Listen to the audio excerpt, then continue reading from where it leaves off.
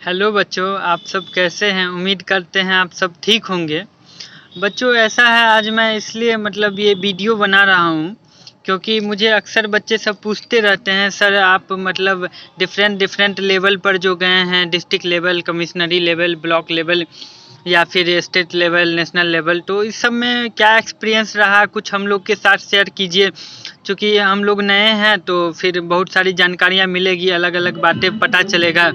तो आज इसी के पर मैं वीडियो बनाने वाला हूँ। मैं आप सबको इंस्पायर कर सकूँ, मोटिवेट कर सकूँ और बता सकूँ क्या मेरा एक्सपीरियंस रहा है, आपको किस तरह से उसमें मॉडिफिकेशन करना है, क्या चेंजेस करना है, किस तरह से आपको अपना प्रोजेक्ट या आइडिया या फिर जो भी हो उसको अपना वहाँ पे जाके उस लेवल पे जाके शो करना है। तो आइए हम बात करते हैं। सपोज कीजिए आपके साइंस टीचर आपका नाम किसी प्रोजेक्ट में या किसी भी कंपटीशन में नाम डाल दिए, ठीक है। अब आपको जाना है, हो सकता है आपके पास टाइम कम हो, 2 दिन 4 दिन हो, तो आप मान लीजिए आपको सबसे पहले हो सकता है स्कूल लेवल पर प्रोग्राम हो। स्कूल लेवल पर जो प्रोग्राम होगा उसमें 10-20 बच्चे रहेंगे, टैलेंटेड बच्चे, उनके बीच आपको सिलेक्शन होगा, तब जाके आपको आगे भेजा जाएगा ब्लॉक लेवल या फिर डिस्ट्रिक्ट लेवल पे, ठीक है। तो हमारे साथ जैसा हुआ, तो सबसे पहले स्कूल लेवल पर होने के बाद जब आप जाइएगा वहाँ पे, तो उसमें ना आप सबसे पहले ये ध्यान रखें, क्योंकि हो सकता है आपके पास टाइम कम हो, तो सबसे पहले जैसे मान लीजिए आपका बोलने वाला होगा, कोई भी स्पीच प्रतियोगिता या कुछ भी होगा, तो उसको बहुत अच्छा आपको कर लेना। उसके लिए आपको राइटअप अच्छे से लिख लेना, जो आप वहाँ पे स्पीच करने वाले हो वो सबसे अच्छा लिखा होना चाहिए। बाद में आपको फोकस करना है, क्या आपको पिक्चर वहाँ ले जाना है, कार्डबोर्ड पर क्या करना है, वो उस पर आपको बाद में। प्राइमरी है आपका जो राइटअप, वहाँ आप जो बोलने वाले हैं उसको बहुत अच्छे से तैयारी करें, ठीक है। वही आपका डिसाइड करेगा, अगला लेवल का रास्ता क्लियर करेगा, ठीक है। वही आपका डिसाइड करेगा जो आपका क्या कैसे है, ठीक है, कैसा परफॉर्मेंस रहा, सिलेक्शन आपका होना चाहिए या नहीं होना चाहिए। और याद रखें, जो आप अगर फर्स्ट रैंक सिक्योर करते हैं, वैसे तो 1 2 3 निकाला जाता है, लेकिन यदि आप फर्स्ट रैंक सिक्योर करेंगे तभी जाके आपको आगे भेजा जाएगा। हो सकता है स्कूल लेवल पे हो तब आपको ब्लॉक में भेजे, या फिर ब्लॉक लेवल पर हो तो फिर डिस्ट्रिक्ट लेवल पर भेजे।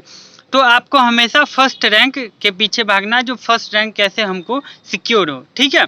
उसके बाद मान लीजिए अगले लेवल पे जाते हैं, तो वहाँ आपकी जो कमी हुआ है, जिस चीज़ के बारे में आपको जज कहा है, जो ये सब आपको कंप्लीट करना है, वो सब आपको वहाँ कंप्लीट करके तब ले जाना है, ठीक है। मेरे साथ एक बार ऐसा, इनफैक्ट 2 बार ऐसा हुआ है, जो मुझे कल प्रोग्राम है और आज के डेट में पता चला, जो रोशन ऐसे ऐसे तुमको कहीं इस प्रोग्राम में जाना है। हमारे साइंस के जो टीचर थे उन्होंने कहा, जो रोशन कल तुमको इस चीज़ में, इस प्रोग्राम में जाना है, पार्टिसिपेट करना है। एक बार ऐसा था जो निबंध प्रतियोगिता था, और एक बार था वक्तृत्व प्रतियोगिता, एज ए प्रीचिंग होता है, स्पीच देना होता है, ऐसा कुछ था। तो मैं एक्सेप्ट कर लिया, मैंने बोला सर ठीक है मैं जाऊंगा। नेक्स्ट डे मैं गया और 10 बजे से टाइमिंग था, तो उस दौरान मुझे डर लग रहा था, जो क्या करे, प्रीचिंग में भाग ले या न ले, क्योंकि कुछ तैयारी था नहीं। तो वैसे सब्जेक्ट था डेंगू मलेरिया पर, तो इस बारे में चूँकि हमको थोड़ा बहुत आइडिया था, जानकारी था। उस टाइम में मैं क्लास 9th में था शायद, तो मैं एक्सेप्ट कर लिया, जो ठीक है सर हम इसमें भी भाग लेंगे। वहाँ मैंने अपना नाम बोल दिया सर को, जो मेरा नाम डलवा दीजिए इसमें। दरभंगा डिस्ट्रिक्ट में उस टाइम में मेरा था ये प्रोग्राम, डिस्ट्रिक्ट लेवल पे, डायरेक्ट स्कूल से डिस्ट्रिक्ट लेवल पे ही हुआ था। वहाँ अलग अलग ब्लॉक के सभी बच्चे सब आए थे, अलग अलग स्कूल के बहुत सारे बच्चे थे वहाँ पे करीब। तो मैं वहाँ गया, और बता दें आपको, जनरली जो बच्चा था वहाँ पे सब भाषण तैयार करके लाया था, उन लोग को सब्जेक्ट पता था और उन्होंने अपना भाषण भी तैयार। उसमें से 2 जो बच्चे थे, गर्ल्स कैंडिडेट थी, उन्होंने अपना भाषण तो तैयार ही किया था, साथ में कार्डबोर्ड पर भी पिक्चर बना के लाई थी समझाने के लिए। और मेरा ऐसा कोई कार्डबोर्ड कुछ नहीं था, लेकिन मुझे डर भी लग रहा था, अब क्या होगा, इन बच्चों के पास तो कार्डबोर्ड है, मेरे पास तो नहीं है, तो क्या होगा। मैं फिर भी नाम लिखाया, और ऐसा हुआ जो मेरा नाम बाद में आया, और उससे पहले 2 4 5 बच्चे जो भी थे उस सब का नाम आया था। तो मैंने हर एक बार मतलब जो भी हमसे आगे थे उनकी बातों को ध्यान से सुना, और यकीन मानिए मैं गया, अपनी जो जानकारी थी उनको मैंने रखा, साथ ही मेरे पास कोई कार्डबोर्ड नहीं था, उनकी बात को रख के अपनी बात भी मैंने बोला, और बोलने के जो भी थे उस तरह से मैं 1-2 बार 10 बार बोल चुका था, 5-6 बार। तो मुझे ये पता था किस तरह से बोलना है, बड़े स्थिर से, ताकि बात चीज़ों को समझ पाए अगला जो श्रोता खड़े हैं उनको समझ में आए, जो भी जज के हैं, जो भी के अदर आदमी है, टीचर है, उनको समझ में आए, इस तरह से हमको बोलना है। तो इन सारी बातों को मैंने ध्यान रखा, और फाइनल रिजल्ट आया तो ऐसा हुआ, मेरा फर्स्ट रैंक आया, सिक्योर किया मैंने। उसके बाद वो दोनों जो लड़की थी उन सब का सेकेंड, थर्ड, इस तरह से थर्ड आदमी मतलब 3 बच्चे निकले, और बाकियों का हुआ। तो उसमें से मैं ही सिर्फ आगे तक गया। फिर डिस्ट्रिक्ट के बाद स्टेट लेवल पर करीब 6 दिन बाद स्टेट लेवल पर प्रोग्राम था, तो उसमें भी मैंने गया। और निबंध भी प्रतियोगिता था, तो निबंध प्रतियोगिता में उस दोनों लड़कियों में से एक लड़की का भी फिर फर्स्ट रैंक आया, तो वो फिर वहाँ निबंध प्रतियोगिता में वो गई, लेकिन निबंध प्रतियोगिता में मेरा उस बार थर्ड रैंक आया।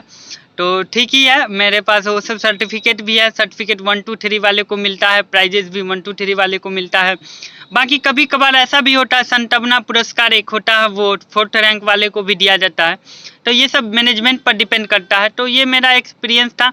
एक बार मेरे साथ ऐसा हुआ, मैंने तैयार किया था बहुत अच्छा, ठीक है, और उसमें करीब और भी बच्चे थे, उन्होंने भी तैयार किया था, मेहनत किया था, लेकिन मेरा जो मतलब तैयार था राइटअप, उसमें जानकारियाँ बहुत अधिक थी।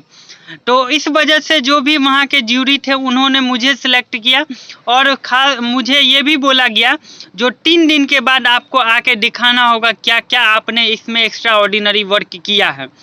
क्योंकि उस बार मैंने केवल भाषण तैयार करके गया था, वो लिखा मैंने बहुत अच्छा था। तो मुझे 3 दिन का टाइम दिया गया था, जो अगर आपका सही कर लेंगे तब आपको भेजा जाएगा, अदरवाइज आपको नहीं भेजा जाएगा स्टेट लेवल। और मैंने 3 दिन पूरे अच्छे से मेहनत किया, और यकीन मानिए तीसरे दिन मेरे जो जज थे उन्होंने खुश हुआ। और वो याद है मुझे, सफ़ी मुस्लिम हाई स्कूल है वहाँ दरभंगा में, वहाँ पे मुझे सिलेक्शन किया गया 3 दिन बाद। उस दिन कोई बच्चे और अदर कोई बच्चे नहीं थे, मैं ही गया था। सर को राम बुझावन सर थे उस टाइम में डिस्ट्रिक्ट कोऑर्डिनेटर, उन्होंने मेरा सिलेक्शन किया, बोला अब तुम एलिजिबल हो, डिस्ट्रिक्ट जाने लायक हो, और मतलब स्टेट जाने लायक हो, और मुझे स्टेट के लिए भेजा गया। करीब 10 से 12 दिन बाद प्रोग्राम था, 4 दिन का स्टेट में प्रोग्राम था, CRT महेंद्रू है वहाँ। फिर मैं गया वहाँ पे, फिर प्रोग्राम हुआ, उसमें पार्टिसिपेट किया। तो इस तरह से होगा। उसके बाद वहाँ पर जो पटना जाने का जो एक्सपीरियंस है वो मैं अब बताना चाह रहा हूँ। वैसे मैं 3 बार जा चुका हूँ स्टेट लेवल पर, और स्टेट लेवल का जो भी एक्सपीरियंस था वो हालांकि बहुत अच्छा रहा, और वहाँ पे इसलिए अच्छाई बढ़ जाती है चूँकि वहाँ आपको जानने के लिए बहुत कुछ मिलेगा।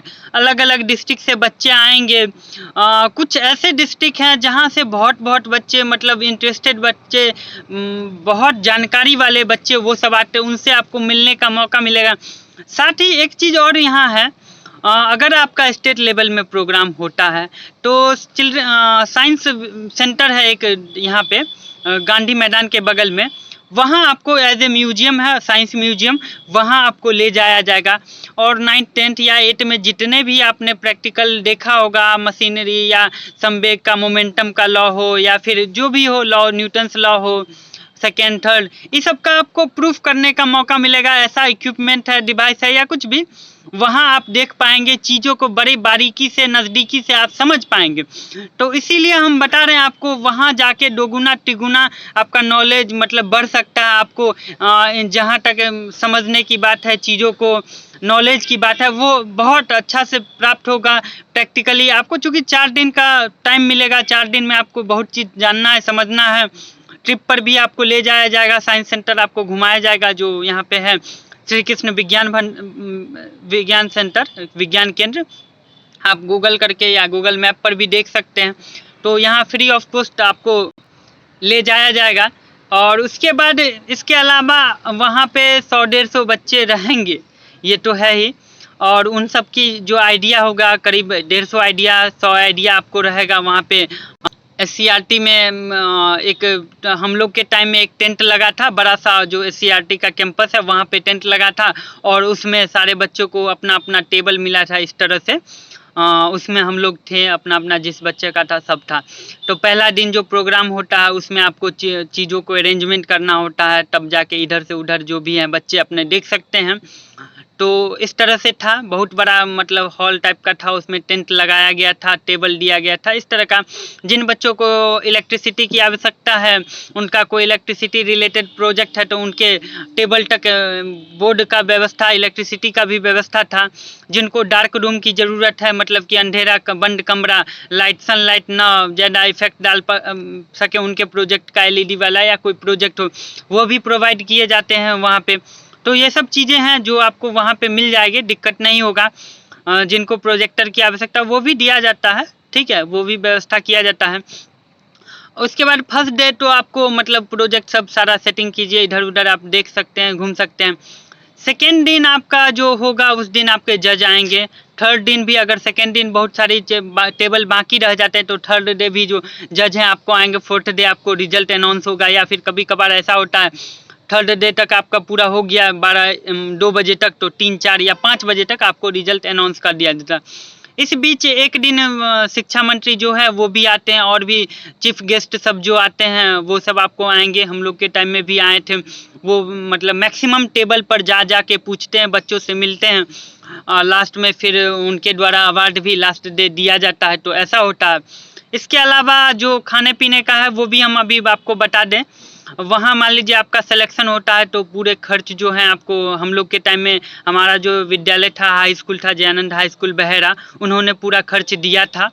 और उसके बाद वहाँ जाने के बाद आपको कूपन सिस्टम रहता है, खाने के लिए आपको 3 कूपन मिलेगा प्रत्येक दिन। कभी कभार 4 भी होता है, 4 या 5 बजे के शाम में टिफ़िन टाइप का, उसको टिफ़िन कहा जाता है, लंच की व्यवस्था भी होती है। तो वो आपको प्रोवाइड किया जाएगा 4 कूपन, वैसे 3 कूपन आपको देना है, वो देंगे। सुबह आपको 8 बजे या 9 बजे के समथिंग में आपको पूरी सब्जी, 4 पूरी इस तरह का नाश्ता होता है। उसके बाद दोपहर में आपको चावल दाल सब्जी पूरी का भी व्यवस्था होता है। उसके बाद शाम में टिफ़िन में आपको कोई नूडल्स दे दिया या कोई बिस्किट दे दिया, चाय दे दिया, इस तरह का होता है, लेकिन हर बार नहीं, 3 बार में 1 बार ऐसा हुआ था। और उसके बाद ये सब चीज़ आपको नेशनल लेवल में जब आप जाएंगे तो वहाँ आपको 4 टाइम ज़रूर दिया जाएगा। उसके बाद नेक्स्ट आपका जो मतलब रात में जो खाना है वो आपको 8-9 बजे के समथिंग में आपको प्रोवाइड कर दिए जाएंगे। उसके बाद आपको सोने के लिए अलग अलग रूम दिए जाएंगे। हो सकता है अगर आप लेट से जाते हैं, हम आपको बता रहे हैं अगर कल प्रोग्राम है तो आज शाम तक किसी भी हालत में आप वहाँ चल जाएं, ज़रूर से ज़रूर चले जाएं, और अपना जो रूम है उसको सिक्योर कर लें। वहाँ जो एडमिनिस्ट्रेशन है उनसे बात करके जो भी आपको रूम वो दे देंगे, बेड शीट, और आपको वहाँ से एडमिनिस्ट्रेशन के पास से मिल जाएगा। रूम में आपको ऑलरेडी पलंग सब, गद्दा सब लगा रहेगा, और डोल बाल्टी सब भी रहते हैं, यहाँ तक कि गुड नाइट मच्छर वाला सब भी रहता है, तो उस सब की आपको कोई भी दिक्कतें नहीं होगी। फैन सब भी लगा होता है। अगर आप लेट से जाते हैं तो उस सिचुएशन में एक बड़ा सा हॉल में आप सबको रुकना पड़ेगा, और वहाँ वैसे गड्ढा उड्डा सारा व्यवस्था होता है, लेकिन फिर भी रूम पर्सनल एक अलग बात होती है। तो इसीलिए आप जल्दी से जल्दी जाएं, कल प्रोग्राम है तो आज शाम तक किसी भी हालत में पहुँच जाएँ। नेक्स्ट अब नेशनल लेवल की जो बात है वो हम नेक्स्ट वीडियो में आपको बहुत अच्छे से ही समझाएंगे, ठीक है। नेशनल लेवल का क्या मेरा एक्सपीरियंस रहा और किस तरह से हुआ। तो पहले स्टेट लेवल का थोड़ा और जो बातें हैं उसको हम समझा दूँ। स्टेट लेवल पर 2 बार तो मेरा नहीं हो पाया किसी कारणवश, तो मैं सारी गलतियों को ध्यान में रखते हुए फिर नेक्स्ट टाइम तैयारी किया, और उस बार मेरा हो गया सिलेक्शन। और हमारे साथ साथ पूरे बिहार से 37 स्टूडेंट का सिलेक्शन हुआ था, और उस पर जो प्राइज़ था सर्टिफिकेट और गिफ्ट कैश प्राइज भी था, और एक प्राइज़ और भी था पैक करके हम लोग को दिया गया था। वो बताना सही नहीं होगा इसलिए मैं नहीं बता रहा हूँ, वैसे आपको मैं बता दूंगा, धीरे धीरे सारी बातों को क्लियर कर दूंगा, ठीक है। Thank you. तो नेक्स्ट वीडियो में हम आपको नेशनल लेवल का जो उसका तैयारी क्या कैसे करना है, किस तरह से हमने गया, और किन चीज़ों को गलती करने के कारण मेरा नहीं हो पा रहा था, और फिर नेशनल लेवल से आगे मैं क्यों नहीं जा पाया, वो सारे रीज़न को आपके सामने मैं क्लेरिफाई करूँगा, ठीक है। Thank you.